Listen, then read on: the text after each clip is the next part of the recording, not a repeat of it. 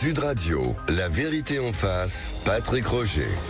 La vérité en face sur Sud Radio. Tout à l'heure à 9h30, nous allons poser cette question à deux spécialistes qui sont avec moi, Jean-Baptiste Noël, géopolitologue, et Pierre Lellouche, ancien secrétaire d'État aux affaires européennes. Le monde qui est entre guerre et paix, il y a toujours la guerre, donc évidemment en Ukraine. Donald Trump, lors de sa venue à Paris, a dit qu'il appelait à un cessez-le-feu. Il y a des discussions quand même. Alors ce n'est pas complètement clair bien sûr ce qui se passe, mais Zelensky était là aussi, nous en parlerons bien sûr. Et puis il y a ce qui se passe en Syrie avec la chute du pouvoir Bachar el-Assad qui a été renversé par certains, notamment un groupe islamiste, bien sûr un ancien d'Al-Qaïda qui a pris le pouvoir là-bas. Nous allons en parler avec Jean-Baptiste Noé donc, et Pierre Lellouche. Avant cela, arrêtons-nous sur le procès des assassins de Samuel Paty et la sœur de Samuel Paty, Michaël Paty, qui est avec nous, auteur de ce livre Le cours de Monsieur Paty aux éditions Albin Michel. Bonjour Michaël Paty. Bonjour. Merci d'être avec nous. Vous êtes avec nous en marge de ce procès, non pas pour parler du procès, mais parce que vous avez décidé de porter plainte contre un internaute qui n'est pas n'importe qui non plus, vous allez nous le dire, parce que il y a, selon vous, une forme d'apologie du terrorisme par cet internaute qui a tweeté donc pendant le procès. Expliquez-nous. Écoutez, c'est Monsieur Pierre Jacquel, donc qui est un étudiant actuellement à la Sorbonne, qui devrait passer a priori sa thèse très prochainement, qui s'est permis du coup en marge du procès d'émettre des commentaires qui relèvent de l'injure par rapport à mon frère, c'est-à-dire le qualifiant hypothétiquement d'être un islamophobe laïque, et que à ce titre, il souhaitait également dédouaner donc Monsieur Chtina, qui est actuellement jugé dans le procès, oui. En disant qu'il faisait un coupable idéal en cette situation, dans un contexte d'islamophobie qu'il considère qui est entièrement au niveau de l'État. Oui, parce qu'il dit sans islamophobie, ce drame ne serait jamais arrivé.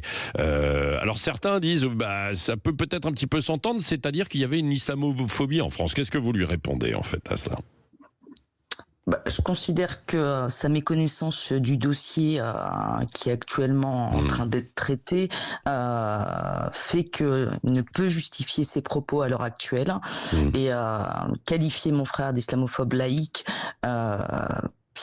ça relève effectivement de l'injure, de la calomnie, et que ça sert juste en fait à faire pénétrer encore dans la tête du plus grand nombre que la laïcité serait clairement islamophobe. Alors que finalement, c'est bien cette propagande haineuse qui arme idéologiquement ceux qui souhaitent passer à l'acte en fait. Ouais. Pourquoi vous avez décidé justement de porter plainte Qu'est-ce qui motive votre décision alors qu'il y a évidemment déjà toutes les discussions lors du procès ? Oui, il y a des discussions lors du procès qui sont en débat. Là, ce monsieur ne cherche clairement pas à débattre, il cherche à imposer son avis, et même lorsqu'il s'est pris des déluges d'indignation donc par diverses internautes, il n'a pris nullement le soin de dire qu'un attentat islamiste était injustifiable, et qu'il a même plusieurs fois réitéré ses propos pour en finir par clôturer son compte à la fin. Donc il ne supporte pas la contradiction. Et c'est la raison pour laquelle vous portez plainte aussi, c'est-à-dire pour couper court à tous ceux qui pourraient propager en fait cette idée, reprendre cela. Oui, à l'heure actuelle, il y a d'autres personnes malheureusement que lui qui souhaitent propager cette idée, mais celle-là m'affecte personnellement, étant donné qu'il utilise mon frère pour défendre sa cause. Donc, et que pour défendre sa cause, il est obligé de s'inventer des coupables. C'est ce qu'on appelle en fait une figure projective d'ennemi. Vous avez été rejoint par des associations, Michaël Paty, dans votre plainte déposée par votre avocate. Oui. Donc initialement dans le premier projet, il n'y avait qu'une seule association, mais depuis j'ai été contacté donc par AD3L, qui est un collectif qui regroupe 11 associations fondatrices laïques et une vingtaine de membres ou adhérents, et également donc le CLR, le Comité Laïcité République, qui va me rejoindre également dans ce process, parce qu'ils voient bien les uns et les autres que quelque part c'est une énième attaque contre la laïcité qui est menée. Oui. La plainte a été officiellement déposée ? Elle a été déposée vendredi. Elle a été déposée vendredi, Mickaëlle Paty. Le procès, évidemment, continue jusqu'au à peu près 20 décembre. Hein, c'est ça, c'est la date de ce procès. C'est la date de clôture du procès, normalement. Oui, la date de clôture du procès. Comment vous le vivez? Je sais que vous allez, vous participez, évidemment. Vous y êtes pas tous les jours, mais la plupart du temps, quand même. C'est une forme de calvaire, d'assister en fait à cela, ou alors vous y êtes pour que avant tout la vérité en fait passe. Il n'y aura pas personnellement de ce que j'en ai en lecture. Je trouve que peu d'accusés participent à la manifestation de la vérité à l'heure actuelle et que donc la justice va devoir faire avec, à essayer de démêler le faux du vrai en l'absence de participation active des mises en accusation. Oui. Donc je le vis effectivement comme j'y suis allé très résigné, en espérant rien, et finalement j'ai pas été déçu, j'ai rien. Ouais. Oui, ah oui, rien. Il y a quand même eu un peu d'avancée. Non, il y a pas. Non, pour vous, Mickaëlle Paty, il n'y a pas d'explication donnée, pas de reconnaissance. Les uns et les autres ne reconnaissent pas. Il y a eu un accusé qui effectivement reconnaît sa faute, mais faut rappeler qu'ils sont quand même 8. Donc ça fait 1 sur 8. C'est faible. C'est faible. Autant qu'il nous reste encore à l'interrogatoire des personnes qui font partie de la djihadosphère, ou peut-être des éléments probants vont nous être apportés, mais non, c'est un procès, de toute façon, je sortirai déçu, et j'espère que à minima, les condamnations correspondront à ce à quoi ils sont inculpés, quoi. Oui, absolument. Ils vont pas avoir réussi totalement à se dédouaner, parce que en fait, vraiment beaucoup mentent. Et ils sont capables de mentir pendant des heures. Et je considère même face à la justice. Même face à la justice. Voilà. Ah ouais, alors après, ce sont leurs arguments à eux, quoi. Mais vous estimez qu'ils mentent, quoi. En tout cas, je pense qu'il n'y a pas que moi qui ai pu l'estimer, vu l'indignation de la salle, où certains mis en accusation, il y avait un brouhaha permanent en vue des dires et propos qui sortaient de la bouche des personnes interrogées. Oui. Merci Mickaëlle Paty. Et je précise au passage aussi, d'ailleurs, avec ce qui se passe en Syrie, que l'on a appris ce matin par l'intermédiaire du journal Le Parisien que Anzorov, l'assassin de Samuel Paty, était en contact avec le groupe islamiste qui a renversé Bachar el-Assad en Syrie ce week-end. Ce sont des informations du journal Le Parisien ce matin. Il est possible qu'on l'évoque pendant le procès. Vous n'avez pas eu connaissance de ces informations, Mickaëlle Paty, encore, si? Non, moi j'en ai pris connaissance personnellement, puisque toute information qui peut être liée de près ou de loin à mon frère, je lis tout ce qui peut être écrit. Effectivement, en tout cas, ça pourrait être des éléments qui pourront être utilisés, notamment par la défense, pour, entre guillemets, faire regarder une énième fois encore ailleurs, en fait. Merci Mickaëlle Paty. Et je rappelle votre livre aussi, Le cours de Monsieur Paty, aux éditions Albin Michel. Et donc nous suivrons ce procès qui va se dérouler encore pendant 2 semaines. Merci d'avoir été avec nous ce matin dans La Vérité en face sur Sud Radio. 9h-10h, Sud Radio, La Vérité en face, Patrick Roger. Ce matin, Donald Trump en dit un peu plus sur le fond de sa pensée concernant l'Ukraine. Il doit y avoir un cessez-le-feu immédiat et des négociations doivent commencer. Je connais bien Vladimir, il est temps pour lui d'agir. C'est la fin d'une dictature familiale qui aura duré plus de 50 ans. Le régime de Bachar al-Assad est tombé en Syrie après la prise de Damas par les groupes islamistes. Où va le monde, donc c'est ce que je disais donc tout à l'heure, parce qu'on a vécu 2 temps forts ce week-end. Jean-Baptiste Noé est avec nous. Bonjour. Géopolitologue, merci d'être avec nous. Vous êtes rédacteur en chef de la revue Conflit, vous avez aussi plusieurs livres. Le dernier ? Que vivent les humanités. Voilà, c'est ça. Donc 2 temps forts ce week-end.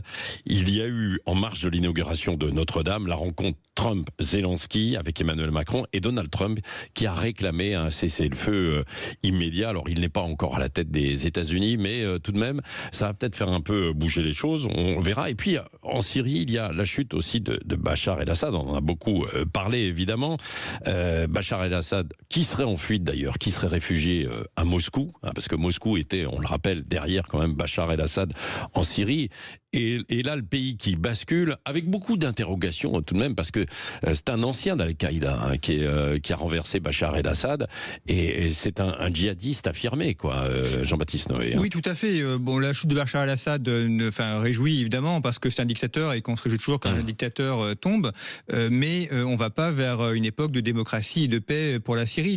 Le scénario le plus probable, c'est un scénario à la libyenne, c'est-à-dire un pays qui est éclaté en 4 ou 5. Il y a une partie dirigée par la Turquie et les forces pro-turques, une partie par les Kurdes, une partie Daesh, et puis HTS. Alors, qui dit être modéré maintenant, mais enfin, c'est un ancien d'Al-Qaïda, le logiciel est toujours là. Hein, donc, simplement, ce ne sont pas les mêmes populations qui risquent de souffrir. Mais enfin, on a quand même beaucoup d'incertitudes et d'inquiétudes. Oui, c'est une forme de poudrière. Pourquoi ça se produit maintenant? Est-ce qu'il y a vraiment un lien, ce que disent certains, et j'aimerais vous entendre là-dessus, avec ce qui se passe aussi, la guerre entre la Russie et l'Ukraine? Oui, complètement. En fait, il y a 3 causes. La première, c'est que les États-Unis ont mis en place un blocus très dur sur la Syrie, ce qui fait que l'armée syrienne a eu du mal à acheter des armes et des munitions. Donc on le voit, en fait, l'armée syrienne n'a pas pu contrer cette attaque de HTS, et donc en 10 jours, elle a été balayée. Le deuxième élément, ce sont les Turcs qui veulent profiter du cessez-le-feu à Gaza pour avancer leurs pions et pour régler le problème syrien, et notamment la question des réfugiés qui étaient en Turquie, près de 6 millions de réfugiés syriens en Turquie. Et le troisième, on le voit là, c'est une conséquence directe de l'Ukraine, c'est que la Syrie ne tient que par la Russie. Ouais. Samedi dernier, Bachar el-Assad s'est rendu à Moscou pour demander le soutien de la Russie. La Russie n'est pas intervenue, et donc Bachar el-Assad n'avait plus de soutien, ni la Russie, ni l'Iran, et donc il est tombé. Oui, voilà. Et il est resté visiblement à Moscou. Oui, a priori, il serait à Moscou. C'était confirmé par les agences russes, et donc il est réfugié à Moscou. Oui, voilà. Est-ce qu'Israël aussi a joué un rôle ? Alors oui, indirect mais rôle important. D'abord, le cessez-le-feu avec le Hamas et le Hezbollah a fait en sorte que ça a coupé ce qu'on appelle l'arc de la résistance, donc c'est les réseaux iraniens. Et à partir de là, l'Iran n'avait plus de relais avec le Hezbollah et le Hamas. Or, c'était des soutiens également de la Syrie. Et puis Israël a fourni du renseignement, et Israël a aider également en Parce que, évidemment, pour Israël, dans un premier temps, à court terme en tout cas, c'est plutôt une bonne nouvelle. Quoi, oui, aussi, parce que la Syrie était alliée avec l'Iran et est également le repère du Hezbollah et du Hamas. Donc, c'est pour eux un adversaire qui tombe, même si la Syrie n'a jamais attaqué directement Israël. Mais enfin, c'était un repère de ces réseaux. Donc, d'ailleurs, Netanyahou s'en est félicité. Oui, absolument. Alors maintenant, il y a toutes les interrogations autour de ce qui peut se passer effectivement en Syrie, quoi. Hein, c'est le gros problème. La Syrie aujourd'hui est divisée en 4 ou 5 morceaux, des communautés qui sont extrêmement opposées. La Syrie n'est pas un État-nation. La Syrie, c'est différentes communautés. Et si on ne comprend pas la logique communautaire, on ne comprend pas la Syrie. En fait, Assad, ce sont des Alaouites. Donc c'est un peuple qui vit le long de la Méditerranée, qui est un peuple qui n'a rien à voir avec les autres communautés. Ils sont considérés comme non musulmans, alors quand même se considèrent comme musulmans. Et en fait, le père Hafez al-Assad avait pris le pouvoir, et c'était la revanche des Alaouites sur les sunnites. Ouais. Et aujourd'hui, ce qui est à craindre, c'est que les sunnites veuillent prendre leur revanche et organisent des massacres contre les Alaouites. Et il y a une question autour des chrétiens d'Orient, parce que toujours en Syrie et dans la région, est-ce qu'il risque d'y avoir des conséquences? Alors là, c'est un des graves problèmes aussi. Ils étaient très nombreux avant la guerre de 2011, ils sont de moins en moins nombreux. Beaucoup ont fui, notamment en France, tout simplement pour échapper à la mort. Et évidemment, ce que craignent les dernières communautés, notamment à Alep, c'est que les djihadistes arrivant au pouvoir, ils soient massacrés. Et donc, même s'il y a eu une promesse du leader... Il y a eu une promesse, mais enfin, les promesses n'engagent que ceux qui les croient. On verra dans les semaines ou les mois qui viennent. Oui, complètement, avec cette promesse en disant non, il n'y aura pas de chasse, bien sûr. Verra. Quoi. Discours un peu policé. Trump, est-ce que le fait que Trump ait gagné cette présidentielle américaine, alors il n'est pas encore au pouvoir, mais on sent déjà qu'il tire un peu les ficelles, est-ce qu'il y a un lien aussi avec ça? Oui, bien sûr, mais regardez, samedi soir, c'est quand même chose d'extraordinaire. Oui. Il n'est pas président des États-Unis, il sera président des États-Unis le 20 janvier, et pourtant il est reçu comme le président, il est reçu par Emmanuel Macron et Volodymyr Zelensky, et il est au premier rang à Notre-Dame, et Jill Biden, qui représente officiellement les États-Unis, on l'a à peine aperçu. Elle était à côté quand même. Mais enfin, donc on voit bien en fait que c'est lui qui tire les manettes. Forcément, il sera président d'ici un mois, donc c'est aussi normal qu'il mette ça en place. Et en tout cas, il a été très offensif. Le fait qu'il ait accueilli Zelensky à l'Élysée montre aussi qu'il veut directement s'engager dans ce jeu-là. C'est Macron qui lui a peut-être forcé la main, non, il lui a un peu forcé la main. Enfin, Trump a aussi donné son accord, sinon il n'aurait pas fait. Il ne serait pas allé. Voilà, il serait pas allé. Bon, après, on sait très bien comment ça va finir. En fait, c'est Donald Trump qui va décider de tout et bon, malheureusement. Enfin, de tout. Oui, enfin, je veux dire, la France a essayé d'être au centre du jeu, mais en fait, ça va se régler entre les États-Unis et la Russie. Oui, avec Poutine. Et avec Poutine, exactement. Et on voit bien là aussi, l'Ukraine est quand même très très affaiblie. L'armée russe avance tous les jours, elle avance peu, mais elle avance tous les jours. Elle fait un travail de sape, et donc ce que l'on craint, c'est l'effondrement de l'armée ukrainienne. L'armée ukrainienne a besoin des armements et des financements américains, et donc si les États-Unis coupent ça, c'en est terminé. Et d'ailleurs, on voit bien que le discours de Zelensky a changé. Il est maintenant dit qu'il était ouvert des négociations. Il a aussi acté le fait que la Crimée et le Donbass étaient définitivement perdus, du moins. Il a dit quand même. Il verra, à récupérer dans 10 ans. Mais oui, voilà, c'est ça. Il faut un calendrier, dit-il. C'est une manière polie de dire bon, c'est acté, c'est terminé, on le verra pas. Donc il y a un espoir de paix sérieux pour vous, en tout cas de trêve. Le problème pour moi, c'est pas tellement qu'on arrive à une trêve en 2025, c'est comment est-ce qu'on fait pour éviter une guerre dans 10 ans. C'est-à-dire que la Russie a pris l'Ukraine en 2004, la Crimée en 2014, elle a attaqué en 2022. Est-ce que en 2032 ou 2034, elle va pas lancer une nouvelle offensive pour récupérer le reste de la partie est de l'Ukraine? C'est ça le véritable enjeu. Et donc c'est comment on arrive à consolider la paix pour les 10 ans qui viennent, au moins pour les 10 ans qui viennent, et comment on établit aussi une sécurité collective pour l'Ukraine. Et c'est ça la question. C'est pas tellement un cessez-le-feu en 2025, ça c'est quasiment acquis. C'est pas le plus dur à faire. Le plus dur, c'est la paix pour les 10 ans qui viennent. Oui. Merci Jean-Baptiste Noé. Nous continuons avec vous dans un instant autour de ça. On va voir donc cet espoir de paix, quand même, de trêve en tout cas, en Ukraine, avec Pierre Lelouch aussi.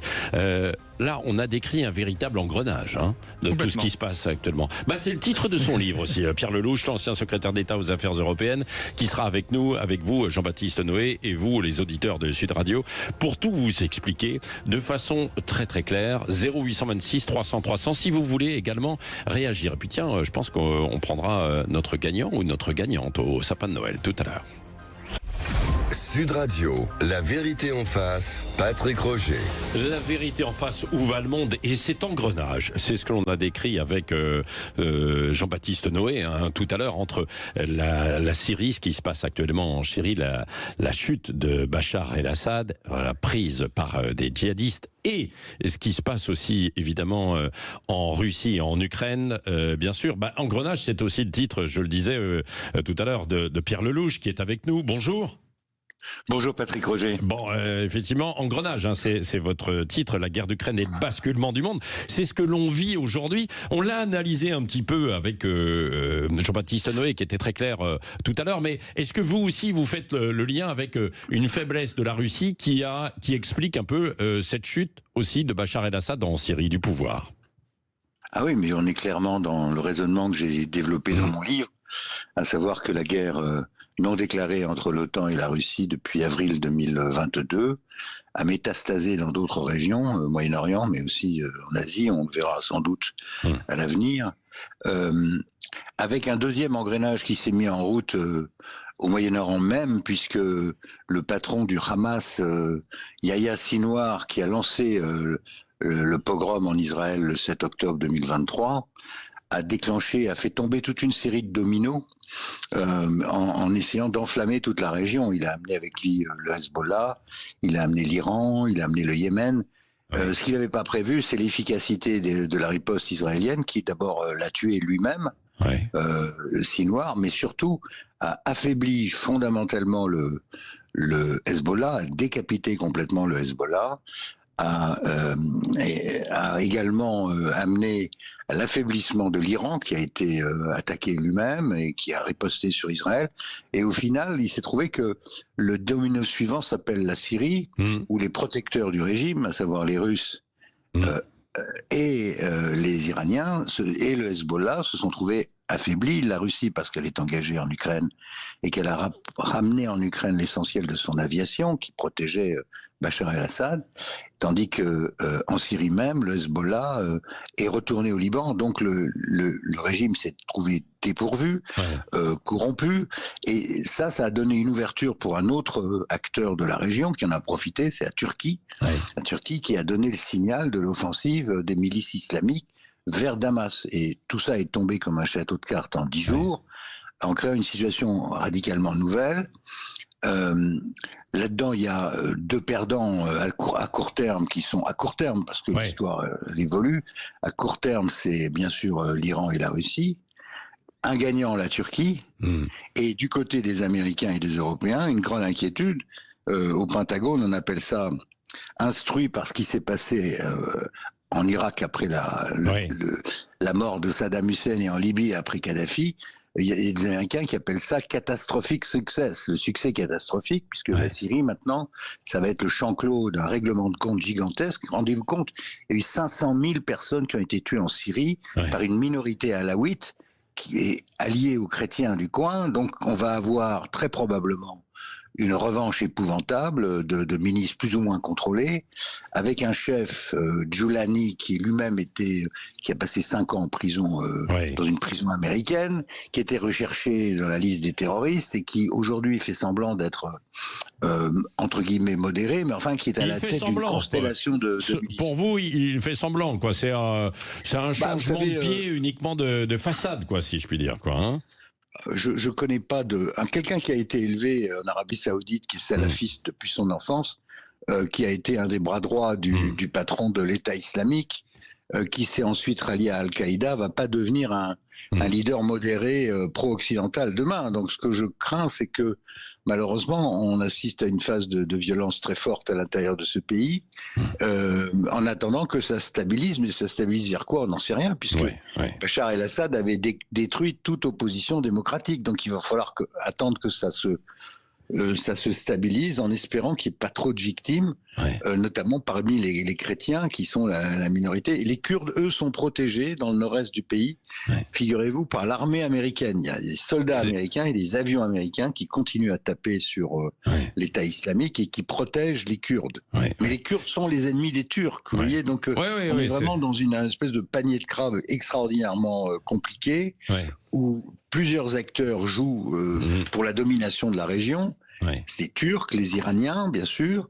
Et ce qui est sûr, c'est que nous, les Européens, quoi qu'en dise M. Barrot, que j'entendais tout à l'heure, le ministre démissionnaire des Affaires étrangères, les Européens qui avaient créé tout ça, parce qu'il faudra revenir à 1916, c'est la France qui avait fait le mandat sur le Liban et sur la Syrie, on n'est plus là, quoi. Les Européens ont été exclus depuis longtemps de la région, et ça se joue entre des puissances régionales qui veulent obtenir le contrôle de la région, et l'une d'entre elles au moins, c'est-à-dire l'Iran, accélère son programme nucléaire avant que le régime soit menacé. Oui, et l'autre volet qu'on décrivait aussi tout à l'heure avec Jean-Baptiste Noé, qui est toujours à nos côtés, c'est ce qui s'est passé à Paris avec la rencontre avec Zelensky de Donald Trump, et Trump qui réclame un cessez-le-feu immédiat. Il prépare, l'après 20 janvier pour annoncer dans les 24 heures, comme il l'avait dit, une trêve en Ukraine?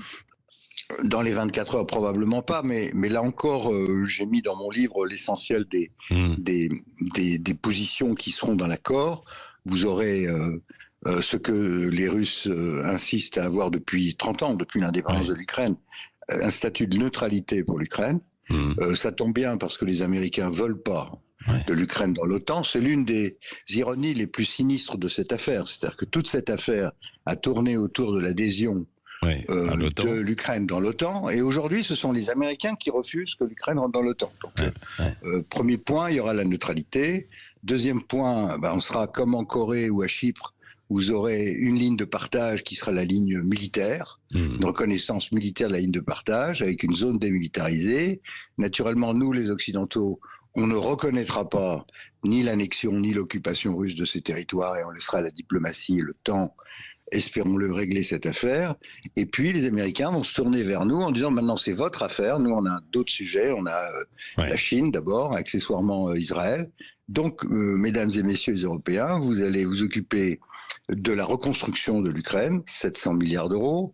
Vous allez vous occuper des garanties de sécurité pour l'Ukraine, donc il va falloir augmenter massivement les budgets de défense en Europe. Et puis, accessoirement, vous allez vous occuper de l'entrée de l'Ukraine dans l'Union européenne, parce que ça, ce sera probablement acté aussi dans l'accord, puisque en 2022, lors des négociations russo-ukrainiennes, les Russes avaient accepté l'entrée de l'Ukraine dans l'UE. Oui, merci Pierre Lelouch. Jean-Baptiste Noé, un mot de conclusion. C'est ce que vous aviez commencé à décrire aussi tout à l'heure, qui se retrouve avec Pierre Lelouch, qui est avec nous. Et je disais, c'est-à-dire que une fois qu'il sera au pouvoir de façon officielle, Donald Trump, il voudra quand même accélérer sur la Russie-Ukraine, quoi. Oui, probablement, parce que ce que les Européens ont du mal à comprendre, c'est qu'en fait l'Ukraine, pour les États-Unis, c'est un terrain secondaire. Le vrai sujet, c'est la Chine et c'est l'Asie.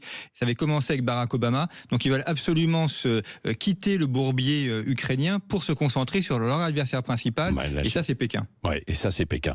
Merci en tout cas à tous les deux. Donc je rappelle votre livre, Pierre Lelouch, Engrenage plutôt, la guerre d'Ukraine et le basculement du monde.